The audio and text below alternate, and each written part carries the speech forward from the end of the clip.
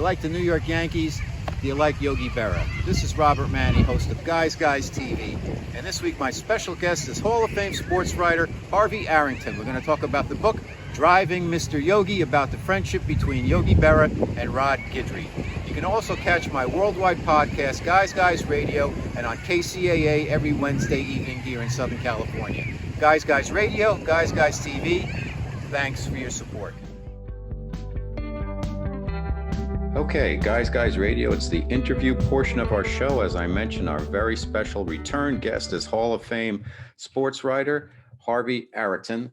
Harvey is a journalist, he's an author, he's a college professor, lives in Montclair, New Jersey. You might have heard of him if you're from the Northeast. I'm sure you've read his work. 4 newspapers he wrote for: the Staten Island Advance, New York Post, Daily News, New York Times. He's a Naismith Memorial Hall of Fame winner for his work on basketball. He writes about the Knicks, tennis, baseball.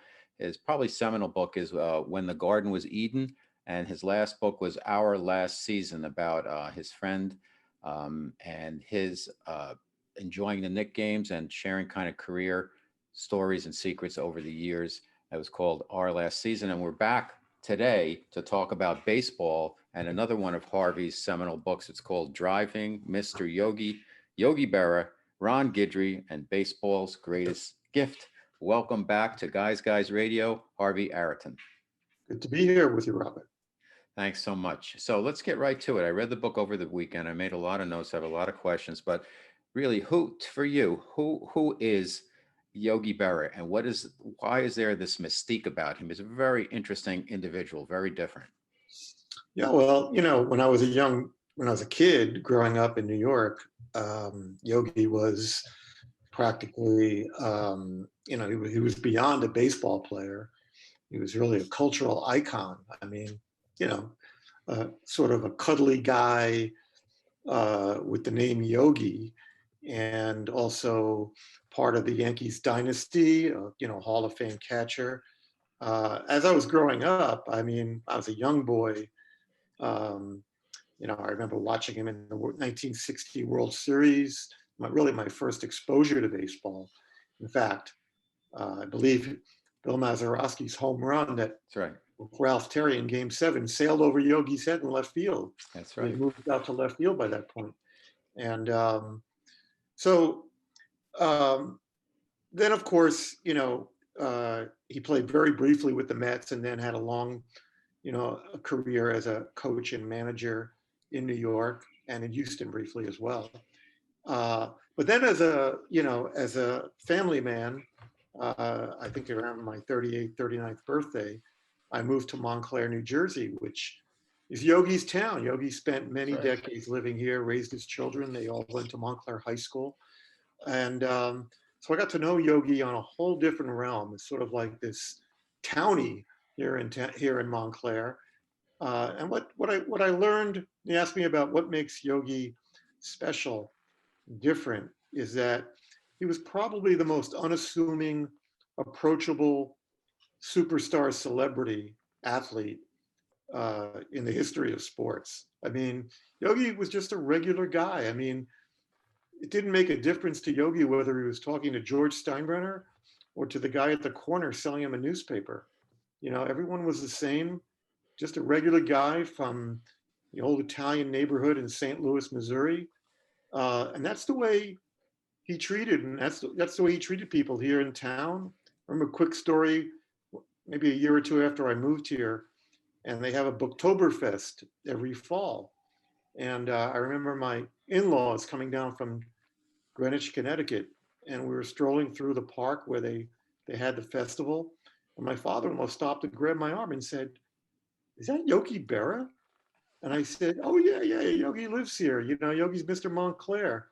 Go over and talk to him. He'd love to talk to you." My father-in-law was like, "What, are you kidding? It's Yogi Berra." And finally, I convinced him to go over. He stood there and talked to him for 15 or 20 minutes, like he was just a regular guy on the street.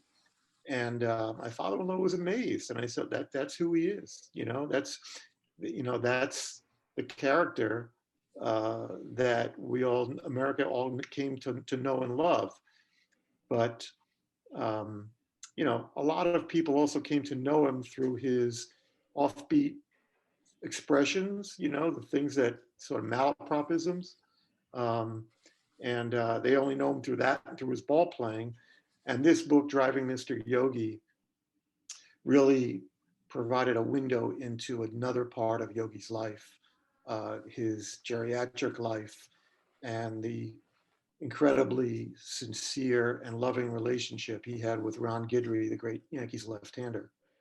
Yeah, it's an amazing story. Family, friendship between generations. You got the Yankee Universe about aging, baseball as a family, and then becoming a business. The driving with the pitcher and the catcher dynamic. You got a lot going on here, Harvey, and you did a fantastic job. And for people who don't know, Yogi Berra spent around 17 seasons or so, 14 World Series, 10 World Series victories. I believe he had 3 MVPs, and he was a real free swinger. He rarely struck out. He'd swing it. He was like, for your younger people, Soriano, if you remember him, he was very similar to Yogi in that they managed to hit balls out of the strike zone all the time. So he's a really interesting character. And we all know the Yogi isms, like if you come to a fork in the road, take it, or this is like deja vu all over again. How did you, Harvey, come to terms with this as a concept for the book? Not just Yogi, but then the Yogi and Ron Guidry connection. It's an interesting story, Robert. I have a close friend who I worked with at the Daily News in New York a bunch of years ago, named Dave Kaplan. And Dave is also a Montclair guy. And I moved here maybe 2 years after he did. Our families are quite close. And so Dave at some point left the newspaper business. Really, it was the late 90s when a bunch of well-leveraged people, let's put it that way, around town decided to build a small baseball stadium on the campus of Montclair State University called Yogi Berra Stadium. And they've had independent ball teams play there, the university team. But right next door to it, they also built the Yogi Berra Museum and a Learning Center.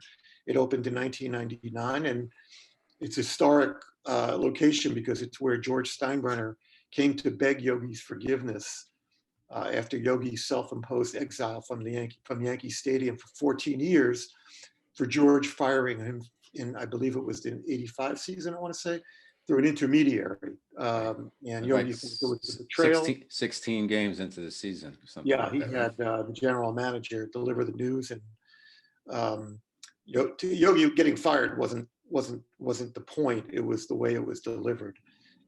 Anyway, they opened this museum, I believe, in 1999, and Dave became its first executive director. And so, fast forward to the year 2013, I want to say, and no, I'm sorry, 2011. And I had a 14-year-old black Labrador who passed away in February of 2011. And it was the first dog I ever had, so I absolutely adored that dog. And Dave Kaplan and his wife, who was very close to my wife, took us out for dinner the first night to get us out of the house, because you lose a pet and the house is suddenly very still and depressing, right? So they took us out to dinner, and while we were out that night, I mentioned to Dave that I was going down to spring training the following week to spend some time around the Yankees writing my columns for the New York Times. And I said to him, at that point, Yogi was getting up there in age, and there had been some well-chronicled, falls he had taken. So I said to him, when is Yogi going down? And he said, oh, he's going down the week after next. And I said, well, I'm just curious, who takes care of Yogi when he goes down? Does Carmen, his wife, go down with him to make sure that, he's got somebody with him most of the time? And they said, no, actually, it's kind of interesting. He's got this relationship with Ron Guidry. It started, around 1999, 2000, when Yogi returned to the fold. And that in the span of years that Yogi had stopped going, it ended his association with the Yankees. They had moved their spring training base from Fort Lauderdale to Tampa. Right. And so when Yogi went down the first time, he was kind of like a stranger in a strange land, and didn't know where to go, didn't know where to go for dinner, didn't know where to stay. And Guidry just kind of, he had this relation. He had established a relationship with Yogi when he was a young pitcher in the Yankee organization, and Yogi kind of took him under his wing and looked after him as a coach, and then later a manager. So, sort of as just basically being a good guy, which Guidry is, he decided, that he would kind of look after Yogi when he first came down that first year. And so anyway, Dave said the relationship kind of took off from there. And I said, has anybody written about that? He said, actually, no. Sports writing is a very focused process, right? And I think more so today than in the old days. Today, everything is so immediate. So the guys covering the teams kind of can get locked in on all the incremental news. Like, so-and-so, the third starter, developed some soreness in his elbow today, so they're shutting him down. So-and-so reported to camp 12 pounds overweight, or he's got a bruised pinky, and sometimes, so the forest gets lost through the trees. And so he said, no one's ever written about it. And so I drove home, and I really didn't think too much about it, but then it kind of hit me. It was like the ultimate spring training story. You had a catcher and a pitcher. I mean, the first thing everybody talks about, as we're getting closer to spring training, are pitchers and catchers. Exactly. So I went up to the museum before I left for Florida, and I talked to Yogi, and I talked to Carmen, his wife, about Guidry, and they sang his praises, and they talked about all he's done for Yogi. And then I flew down, and I waited for Guidry outside the coach's room in the Tampa headquarters. And I didn't really know Guidry well, a couple of interviews when he was pitching coach for Joe Torre. And he came out, and I said, I told him, what I wanted to write about. And he immediately kind of held his hands up and said, that's very personal. That's between me and Yogi. I didn't really want to get into it. And my heart sank because I thought this would be kind of a cool story. Absolutely. And then I said, well, I live in Montclair. I've known, my kids have kind of grown up at that museum, and I know the family, and I talked to Yogi and Carmen about it. And he went, oh, if Yogi and Carmen talked about it, then that's fine. What do you want to know? I turned on my recorder, and for the next 45 minutes, he regaled me with all these wonderful stories about his relationship with Yogi. Funny stories, heart-wrenching stories. And it went from there. The story wound up on A1 of the Times with a photo of Guidry. We had stationed a photographer to wait for Yogi when he was flying down the following week. Guidry was there to pick him up, as always. And there was a great photo of them emerging from the terminal with Guidry holding Yogi's bags and Yogi kind of following after him like a mascot, right? And it was on the front, I don't mean the front page of the sports section, I mean the front page of the newspaper. And the story generated such interest and, sentiment. Yogi is a widely beloved character, and Guidry, a deeply respected, Yankees pitcher. And within a week, we had multiple offers to turn it into a book. And that's how the book really evolved. Wow, fantastic. My special guest on Guys Radio returning is Hall of Fame sports writer and author Harvey Araton. We're talking about the book Driving Mr. Yogi, Yogi Berra, Ron Guidry, and Baseball's Greatest Gift. I wanted to do this show because even though the book came out a few years ago, it's a fantastic book, a New York Times bestseller, and it's a timeless story of the friendship between Yogi Berra, who played in the kind of 50s, 60s, and Ron Guidry, who was a pitcher in the 70s. One of the things I picked up, Harvey, from reading the book is that what Guidry and Berra seem to have in common is that they were kind of overlooked. and Yogi was small for a catcher. He didn't look like, your classic style athlete. And he was turned down by the Brooklyn Dodgers at the time. And when he was coming up, Ron Guidry was almost on the trading block. Steinbrenner thought he was too small, too thin. Yet he was a high school sprinter, super athlete, 25-3 one year. Probably didn't get enough wins to get into the Hall of Fame, but just a real Yankee icon and very clutch. Louisiana Lightning, Gator, whatever. But the bond between the two seemed to be partially created, correct me if I'm wrong, Harvey, that they were both kind of underdogs. Is that make sense? Well, Yogi certainly. I mean, that when he got to the major leagues, people were almost cruel, making fun of his stature and his looks, and I don't think anybody really thought that he was going to become as great a player as he became. So certainly that holds true. I mean, Guidry, great athlete, but a sort of a skinny, undersized power pitcher, sort of like maybe the Pedro Martinez of his time. Yeah. In that, didn't particularly look imposing out there, but between his fastball in the mid to high 90s and his just absolutely wicked slider that he threw, really was a strikeout pitcher. And in that year, 1978, that you referred to, when he was 25-3, he was virtually unhittable. But I think the thing that really connected him was, you have to realize what a challenge it was to be a young pitcher coming up in the Yankees organization in the 1970s, when George Steinbrenner was really kind of a complete lunatic, to put it mildly, and was so volatile and overreactive. Baseball's a game of patience and letting people develop and grow into their talents. And George he had more of a football mentality than anything else.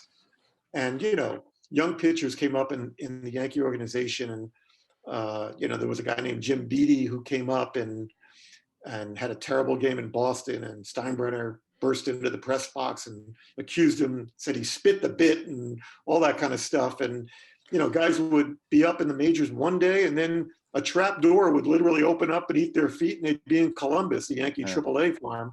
And the managers too, right? The managers, pitching coaches. I mean, it was, but if you think about the most difficult position to, to get your footing, would be a pitcher, when you're being judged, because the game is so often won and lost on how the pitcher performs.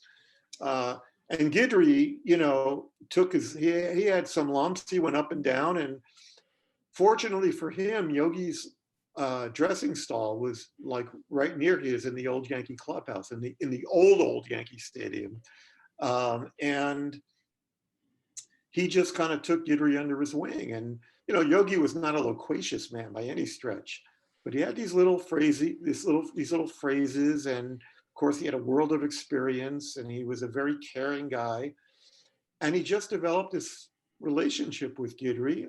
Guidry always used to tell me, please don't ever portray it as a father-son thing. Guidry is a very strong family man, and his father was still alive as we were doing this book. And he said, just call Yogi my best friend. It was a very sweet way to portray the friendship, the relationship.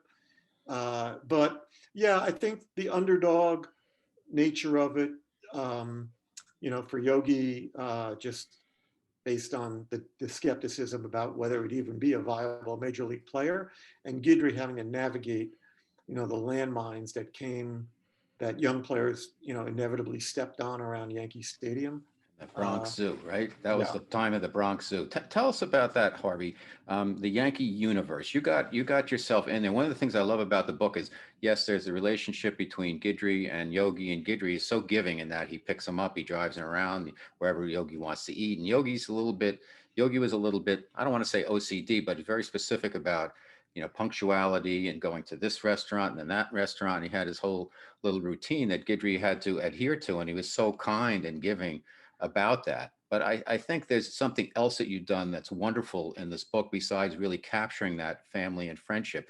And that is the family type of Yankee Universe that existed that turned more into a business, and with Steinbrenner, what you referred to as a chronic short-sightedness in terms of how you evaluate talent. Getting into the Yankee Universe, what did you really find out that what surprised you or you didn't know about when you got in there? Well, actually, I think what I found out was that there were two sides of Steinbrenner. One was that, demanding, overzealous, overreactive owner who often, essentially shot himself in the foot, by putting too much pressure on people and sometimes doing things that were counterproductive to a team's success. But the other side was the softer side of George, and that it was also very important for him to maintain that within the organization, the family, the family environment, and the idea that the Yankees pinstripes stood for something. They're still the only team. I think they're the only team left in the major leagues that still has an old timers game, and there is that sense of belonging to the Yankee family. George obviously was very difficult, but because, he often felt remorse. I mean, look at Billy Martin, he hired and fired him 5 times and probably would have hired him a 6th time had Billy not died in a car crash. Now, in Billy's case, a lot of people, including myself, felt that, in many ways, George was not helpful to Billy because the pressure that was on Billy every time he managed the Yankees, caused him to drink a lot and be combative and get into fights. And, ultimately he might have been better off working somewhere else or just not working at all. But as for, all the others, I mean, all the years after, Guidry had retired, he was still, one of the Yankee regulars in spring training, along with a host of others, Mickey Rivers, Greg Nettles, a whole bunch of guys, Reggie, obviously, who were always around, during spring training to kind of continue that generational continuity. And that was something that I kind of, before I did this book, as a columnist, writing more analytical things or opinionated things, I probably had a more jaded or cynical attitude about the organization, that a lot of that was just hyperbole. But, spending like 3 or 4 days with Guidry in Louisiana as we worked on this book, and interviewing a lot of the people who were in their, in their sphere of influence, whether it was, Joe Torre and Girardi after, he replaced Joe as manager, David Cohn, all the people who showed up in cameos in the book, convinced me that there really was something to this Yankee lore. It's interesting. Another guy who's in that kind of underdog, underappreciated, under-identified as a future star, Don Mattingly, a smaller guy, played first base, but like a cat with his defense and a quick bat. And Berra noticed that he had the skills and mentioned it to Steinbrenner. And then when Mattingly went on with had a great career, and then as he became the Dodgers manager, I thought there was a couple of interesting things. One, he took number 8 in deference to Yogi. And also, Guidry got invited to become pitching coach there. He had been the pitching coach of the Yankees for a couple of years, and he said no because he wouldn't put on a Dodgers uniform. And in today's world, that's old school, and I have a lot of admiration for that because it's just something somebody wants to do. I'm not saying I would do it or if it's right or wrong, whatever, but he drew the line where he wouldn't wear, quote unquote, the enemy's uniform. And now, like, baseball is such a business. It really stuck out that these guys are really special, this Yankee team. Well, I remember near the tail end of the book, I accompanied Ron and Yogi up to Cooperstown. One of Yogi's favorite days of the year was going up to Cooperstown for the Hall of Fame weekend. And I got there early, and Yogi was going to sign. SI had done a cover piece on Yogi, and he was going to sign a bunch of copies and then do a signing, outdoor signing with Ron. And when we got there, we were in this back room of this, it's like a restaurant that was going to host the outdoor signing in front. And Goose Gossage showed up. And for about an hour, while Yogi was pacing himself, signing these magazines, Goose and Guidry started telling stories about the 70s Yankees, the teams that won the two titles, 77, 78. And those teams with George and the craziness, and that was really the height of the Bronx Zoo. And I mean, Yogi's face was like a little kid's. He was just, taking it all in. And Guidry would get up and he was animated and he was like, making believe he was pitching and, going through the motions. And Gossage was telling stories about playing in the Seattle Dome. And it was just a wonderful, they were like little kids. I mean, they really, they, as much as they may have been aggravated during those years, in sort of recollecting it, or the retrospective of it was that it was the greatest time ever. And I think, when the teams win, I think the 80s tended to be an unhappier time for a lot of the guys who came through, Winfield, right, even Mattingly, because they never won during the 80s. But if you went through that, it was like probably going to war with all the craziness being ordered around by the generals and the casualties and everything. But when you emerge victorious, as they did in the late 70s, right? They came through it and they have this camaraderie about it that makes, plus it was done in New York City at a time when, let's face it, baseball was truly the national pastime. I mean, baseball has, whatever we want to call it these days, it probably ranks, well, we know it ranks behind pro football now, the NFL, as the most popular sport, right, and probably behind the NBA because of its global outreach and the leveraged marketing power of individual NBA players like LeBron and Durant and, following on the heels of Michael. But in 1978, and in fact, I made this point a few months ago a couple of months ago, around the 1-year anniversary of Kobe Bryant's death.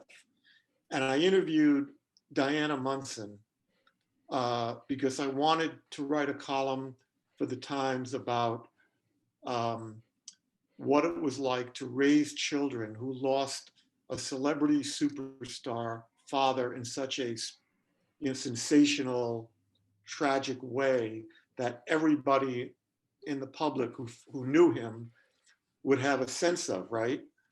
And Diana Munson, I know I've had some contact with her through the years. She's a very candid, emotional person, shares a lot. And, in writing that column, the point I made was that although a lot of people would have a hard time believing it, that Thurman Munson, when he died in 1979 in a plane crash, was every bit the celebrity athlete that Kobe Bryant was in 2020. Not the marketing brand, because that all changed, global marketing, Nike, all of that stuff. But in terms of visibility, Munson was the captain of the Yankees, right? Of the two-time defending champion Yankees when he lost his life.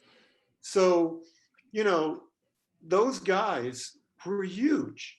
And baseball players, I don't think, carry the same clout as they did back, in those days.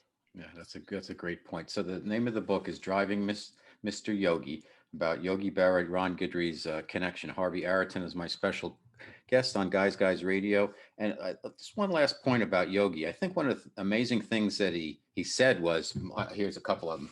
I knew I was going to take the wrong train, so I left early. And you can observe a lot by just watching. Well, he was a good watcher because he actually helped Nick Swisher, Yankee first baseman and outfielder in the 90s and early 2000s, I believe. He was falling behind. A lot of pitchers were getting him on sinkers, and breaking balls, and Yogi just watched him and suggested, hey, maybe he needs to step up in the box. And he was reticent about giving him that advice because there was already a batting coach, and Yogi was very respectful. But word got through. Swisher was going to go trash a water cooler after striking out again, and Guidry stood up, blocked his path, and said he wants to talk to you, pointing over to Yogi. And they sat down, and Yogi gave him some advice, and it helped Swisher, and they became friends also. Just wonderful stories like that throughout your book, Harvey. Yeah, in fact, that was one of those unsung and spontaneous things that Guidry would do for Yogi. I'll never forget. In some ways, it was amazing. I remember Yogi's golf tournament, which he held every year. I think they still hold it in his name here at the Montclair Golf Club. And the one year that I was working on the book, I went to the event, and they always, they have Yogi get up and say a few words, and then and then when they do the pairings for the outing, so Yogi stands up to walk across, and this is like a step down onto toward the green, the first green or something. And Guidry, I just noticed these kinds of things. Guidry intuitively would be the first one to stand up and walk with Yogi to make sure, that his feet were steady. He cared for him in a way that was incredibly loving, and then once he was able to stay, it was in the dugout. Swisher had grounded out again for like the sixth straight time, and because he was swinging over the sinker, and as he came back, as he said, he was headed to the water cooler, and Guidry just blocked his path and said, he wants to talk to you. And they sat down, and Yogi said, again, not loquacious, but you might want to move back in the box a little bit. And I'm sorry, you want to move up in the box. Right. Yeah.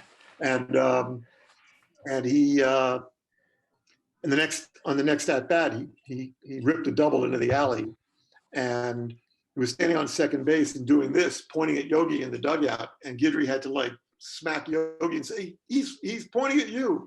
After that, Swisher and Yogi developed a friendship.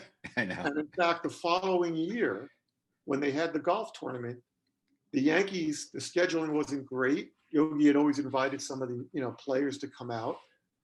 The Yankees were playing in California the day before the golf tournament, and they flew home overnight.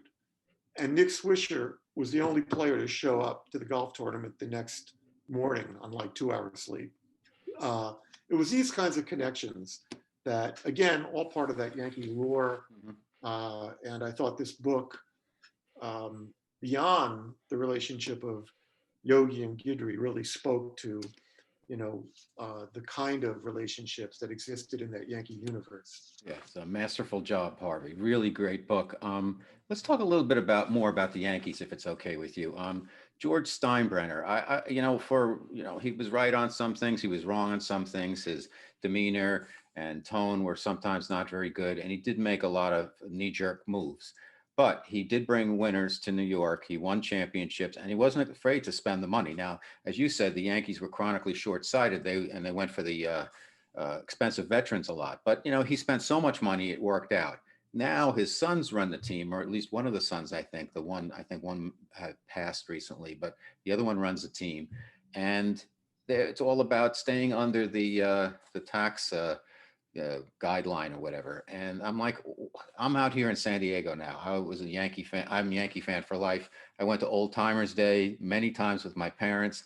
I must have been to 150 Yankee games over the years and just love them. But I can't understand why Hal Steinbrenner Jr., whatever his actual name is, I don't know if it's Junior or just Hal, won't spend. He's spending some money. They spent on Garrett Cole, but you had the opportunities. There's other guys that are out there and they're worried about this threshold. Whereas I'm out here in San Diego and the Padres are like, okay, here's a contract, 300 million for the next 14 years. Here's a contract, 400 million. And you know what? They've gone from nothing to like winning the top 5 teams in baseball, snap, just like that. Now the Yankees are always in it every year, but it seems like we're always kind of slapping together a starting pitching. And I'm like, why? This is really what wins games now. You've got the hitting, but the hitting can get shut down in the playoffs. You've got to have those starters. What are your thoughts, Harvey, about the I Yanks? actually will disagree a little bit. I think Okay. that you know they through the years they've gone out and spent a lot of money. I mean, I think of and had some serious misses. Jacoby Ellsbury comes to mind. God, There are some contracts that they threw out there that who knows about Stanton, right? even the second A-Rod contract, right? Stanton thing to me was I mean, the guy's a serious home run hitter, but he strikes out a lot, and Injuries. they had other guys, they had other bats coming through the system.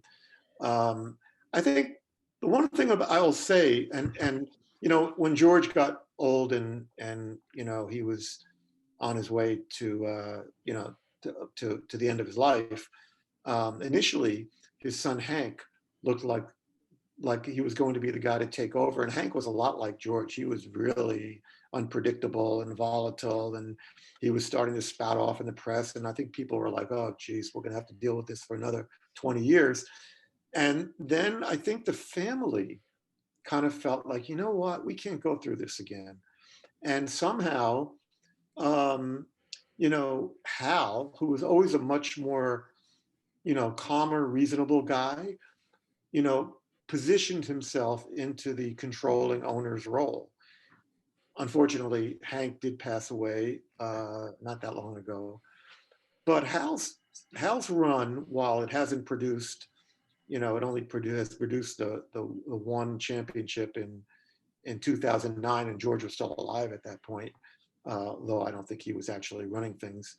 Um, you know, they have been much more stable organization. I mean, they've had what, 3 managers now, going back to 1995 is when 96 when Torrey took over. Torrey, Girardi, and now Boom, uh, boom, I'm boom. sorry, yeah, Aaron Boone. They've had one general manager. They've had Brian Cashman. While some Yankee fans want to pull their hair out because they feel, they've only won once, I don't think it's lack of spending. I think that the point that Hal's been trying to make is that teams have been winning, with homegrown, prospects. Like it's not like the NBA where the obvious teams wind up, as the Final Four every year. Baseball has so many different variables. And yes, you're right about the pitching thing, but I kind of feel that the last couple of years in particular, they just run into some rotten luck, injuries. I mean, Severino looked like he was going to be one of the best pitchers in the league, and he's had, a couple of years in a row where he hasn't been able to pitch. They've had guys shut down. The kid who looked like he was on his way to becoming a top flight starter wound up being, losing a year and a half to domestic abuse. We'll see. Now they've brought in a couple of guys who are, I mean, obviously Cole's a top flight starter. They have a couple of guys who have been top starters who What do are you think of coming them? back from What do you injury. think, Harvey? What do you think of Kluber and Talion? Is that his name? Yeah, Talion? I think if one of the two, if Kluber alone reverts to top form, I think, they should have, and one of the two guys of Severino and the other kid who's escaping me, German.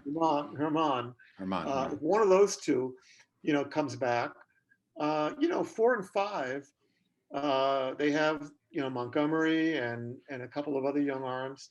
They should be okay. They have a very deep bullpen. I kind of, the thing that, that would concern me is more the back end of the bullpen, uh, Britton's it's, out.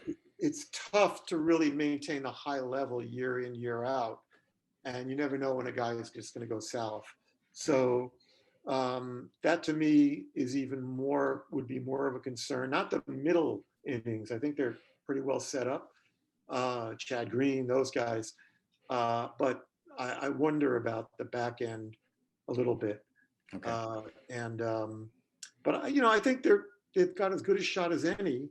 And I think certainly, in a seat coming after a season where they had no fans and where they're going to have limited fans this year, at least to start, it's understandable why all these guys are concerned about keeping the payroll under wraps and out of the tax threshold. Mhm. What's your thought on the DH for the National League? It's supposedly going to be implemented next year and it was on the schedule, and then they pulled it from this year. I don't quite understand that as a fan. I mean, I don't like the DH. I was listening to the radio this morning. People are saying, "Oh, do you want your star pitcher running the bases?" Yes, I do. I want the star pitcher up at bat, but I'm old school. I like the Yankees and the American League, but I like the National League style of play. And now they're going to take that away, and the pitchers will never hit again. And it's just, to me, it's just something lacking because that's part of the fun when the pitchers hit. That's just me. What are your thoughts on the DH in the National League? Yeah, I've never been a super fan of the DH. I always like baseball for its tactical appeal. And when do you hit for the pitcher? Bunting. Yeah. Pitchers learning to bunt. All of that stuff. Look, the horse was out of the barn decades ago as far as the American League is concerned, so it's pointless to grouse about that now. But I would rather, and to the people who say you have to have universal rules, I always say, is every ballpark dimensions the same? Exactly. Baseball, it's nice having. That's what I like. I think sports are interesting when there's differences, and you argue about which is better. I mean, it gives us more to talk about. That's the appeal of sports. So yeah, I'm not a big fan of implementing the DH in the National League. It's got its own brand of baseball, and I don't really want to see it become homogenized. Okay, last question. The 2021 season. I'm going to give you my top four teams. You give me yours. You tell me who you think is going to be in and win the World Series. So I'm going to say Dodgers, Yankees, Braves, and Padres are the top teams. And the Yankees will play the Dodgers in the World Series. I don't know what's going to happen. Yeah, I kind of feel like I think the Yankees, the Padres. I like what they've done. The Braves, but I'm going to throw a wild card in there, and I'm going to tell you that I think the Mets are going to have a big year. Oh, I really like what they've love it. done, and if they get Syndergaard back at some point and he's healthy, that only enhances a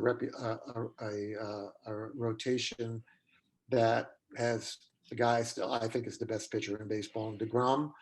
Uh, I still worry again about their back end of their bullpen and Diaz, but they've added a lot of good, solid role players. They've given themselves a franchise linchpin player in Lindor. I'd like to think that Alfonso is going to have a bounce back year. I think a lot of the stuff that we saw in that 60 game sprint at a time when people were like, I think a lot of guys were just kind of freaked out about playing last year, and traveling around during COVID. We're not out of it yet, but I think things feel a little more normal. I think there'll be fans in ballparks, a percentage anyway of capacity. And I think we're going to see a lot more of a normal season. I think the Mets have a lot of good hitters. And, Carrasco is out right now, but he should be back. I like what they've done, and I think they're due finally to make a bit of a run. Fantastic. Well, my special guest, they say another yogiism. It ain't over till it's over, but we're just about over. So, Harvey Araton, my special guest on Guys Radio, returning guest, and I hope he'll come back again. This book is Driving Mr. Yogi, Yogi Berra, Ron Guidry, Baseball's Greatest Gift. Where can people find out more about you, Harvey, and get a hold of your books? My books are all on they're all in bookstores, but obviously on Amazon and Barnes and Noble. This book has continued to sell for years. It's sold probably over 100,000 copies. It was on the bestseller list for 4 weeks of the Times. And it was a privilege to do because I think back-to-back books, When the Garden Was Eden and Driving Mr. Yogi, were about people I grew up, who are my heroes.